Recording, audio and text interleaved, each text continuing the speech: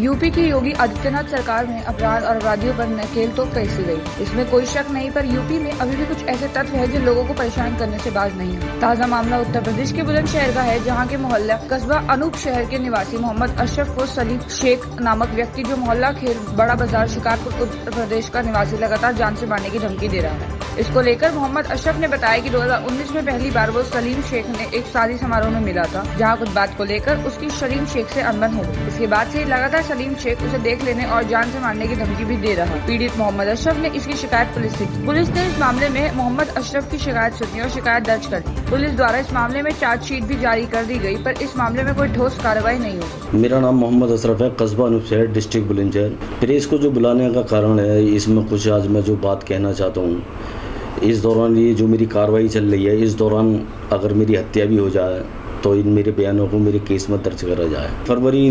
2019 में भी न्यूज़ जो आई थी तो वो भी चली थी मेरी, मगर उसके बाद भी ये जो न्यू गोपन गैंग का सरगना सलीम शेख, इसका नाम उसमें से बिल्कुल निकाल दिया गया और उसमें जो है चार्जशीट जो लगाई गई है कमलेश कुमार जी द्वारा, उसमें मेरे साक्ष्यों को छुपा गया और अवैध वसूली के सीईओ साहब ने आदेश करे थे उसमें विवेचना में शामिल करने के लिए। उन्होंने इस न्यू गोपन गैंग के वो भी साक्ष्य हटा दिए। अब जो है उसके बाद भी मेरे केस के बाद इन्होंने 2 वारदात और कर दी। एक 307 का केस करा इस गैंग के सदस्यों ने, जिसकी थाने में FIR दर्ज है। उसके बाद एक 452 में कराया।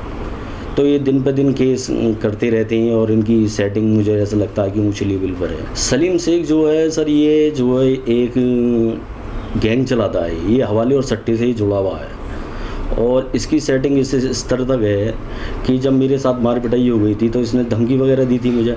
मैंने उसकी 5 सितंबर को उसकी जो है मैंने कंप्लेंट करी थी। उसके बाद 6 सितंबर को सर ये अनूपसर विधानसभा में घुसी है, जिसमें 6 सितंबर को इसने मेरा अपहरण करने की तक की कोशिश करी। और जो है जब मैंने इसकी मुख्यमंत्री पोर्टल पे भी शिकायत करी तो मुख्यमंत्री पोर्टल पे शिकायत के बाद जो देखा मैंने, जब रिपोर्ट उस पर लगी तो उस पर ये दिखा दिया गया कि सिविलवाद है, कि दिल्ली में या अलग प्रदेश में सिविलवाद चल रहा और नाम अलाउद्दीन खिलजी, आरिफ खान, इस तरीके से रिपोर्ट लगा दी। उसमें अजय शेट्टी का भी, इसका अजय कुमार उर्फ अजय शेट्टी का भी नाम हटा दिया गया और इसका सलीम शेख का भी, और दूसरे नाम से ये प्रशासन ने रिपोर्ट लगा दी। उसको 40/19 मेरा मुकदमा था मारपीट का, उसमें चार्जशीट लगा दी इसमें।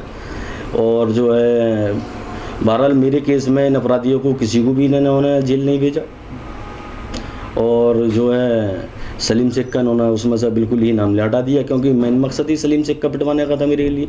सलीम सर ऐसा था, एक शादी समारोह में मैं 22 दिसंबर 2018 में मैं गया था। मेरे मामा के लड़के की वहाँ शादी थी, ये मुझे वहाँ मिला था सर। ये शिकारपुर का रहने वाला है। तो ये रोटी के चक्कर में वहाँ विवाद हुआ था। इसने कह दिया था कि तेरा इंतजाम मैं अनूपशहरी करा दूंगा। मेन मकसद सर मेरा ये है, जो मैं कहना चाहता हूँ मीडिया की मदद से, शासन प्रशासन की मदद से, सर आज मुझे 6 योजना मिल रही हैं सरकार की तरफ से। दिव्यांग पेंशन मिल रही है सर, और सर मेरा 30,000 सालाना किलोमीटर का किराया फ्री है, और विद्या बाल कार्मिक योजना के अंतर्गत मेरे दोनों बच्चों को 1,000 रुपये का भी उसमें योजना है, जिसका मैं भी पात्र हूँ सर। और भी सर 6 लाख रुपए तक की मृत्यु विकलांग होने पर वो भी योजना है। मैं ये चाहता हूँ सर, ये सरकार पे, मैं देश पे वजन नहीं बनना चाहता सर। ये जो है इन माफिया गुंडों से सर वसूल करा जाए, वरना सर ये वसूल नहीं करते मैं आत्महत्या कर लूँगा सर। तो इसके बारे में पता लगा सर, ये साधारण रूप से एक कंडक्टर था, स्लेटी पहन के कंडक्टर कर देता, साधारण पूरा परिवार था। आज सर ये जो शोरूम पे शोरूम खोले जा रहा है, अब पता नहीं कौन सी इसकी शक्ति सर इसके पीछे है जो इसे बढ़ावा दे रही है। अभी हाल ही में मुझे पता लगा इसने सोना गोल्ड का भी काम चालू करा सर। ये तो तस्करी पे भी उतर जाएगा।